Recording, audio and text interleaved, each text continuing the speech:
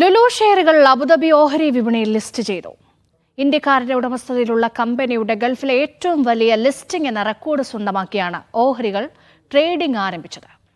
3, 2, 1. Abu Dhabi securities എക്സ്ചേഞ്ചിൽ UAE നിക്ഷേപ മന്ത്രി Mohamed bin Hassan Al Suwaidi, Lulu chairman MA Yusuff Ali എന്നിവർ ചേർന്നാണ് ട്രേഡിംഗിന് മണിമുഴക്കിയത്.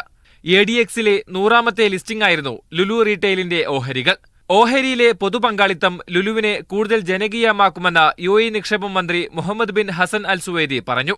നിക്ഷേപകർ ലുലുവിൽ അർപ്പിച്ച വിശ്വാസമാണ് ലിസ്റ്റിംഗിലൂടെ യാഥാർത്ഥ്യമാകുന്നതെന്ന് ലുലു ചെയർമാൻ MA യൂസഫ് അലി പ്രതികരിച്ചു. ലോകത്തിലെ സ്റ്റോക്ക് മാർക്കറ്റുകളിൽ ഏറ്റവും ശക്തരും പ്രബലരുമായ, ലോകത്തിലെ സാമ്പത്തിക സമ്പദ്ഘടനയിൽ ഏറ്റവും ഉയർന്നു നിൽക്കുന്ന ഈ അബുദാബിയിലെ സ്റ്റോക്ക് എക്സ്ചേഞ്ചിൽ ഞങ്ങളുടെ കമ്പനി ലിസ്റ്റ് ചെയ്യാൻ സാധിച്ചു എന്നുള്ളതിൽ സർവശക്തനായ അള്ളാഹുവിനെ, ദൈവത്തിനെ ഞാൻ സ്തുതിക്കുകയാണ്. 25 ടൈംസാണ് നമ്മൾ ഓവർ സബ്സ്ക്രൈബ് ചെയ്തത്.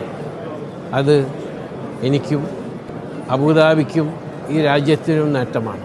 സൗദി അറേബ്യയിലെ ഗവൺമെൻറ്റിൻ്റെ പെൻഷൻ ഫണ്ട് അടക്കം, Kuwait investment authority, Qatar investment authority, Bahrain investment authority, Oman investment authority, UAEയിലെ 20% അബുദാബി ഗവൺമെൻറ് കൂടാതെ ഇവിടുത്തെ പെൻഷൻ ഫണ്ട് അടക്കം വലിയ വലിയ പ്രൈവറ്റ് കമ്പനികളടക്കം ഇതിൽ നിക്ഷേപിക്കുകയുണ്ടായി.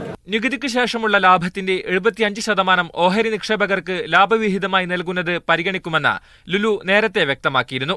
ഒക്ടോബർ 28-ന് ആരംഭിച്ച പ്രാരംഭ ഓഹരി വിൽപ്പനയിൽ 3.12 ലക്ഷം കോടി രൂപയുടെ സബ്സ്ക്രിപ്ഷൻ അപേക്ഷകളാണ് ലഭിച്ചത്.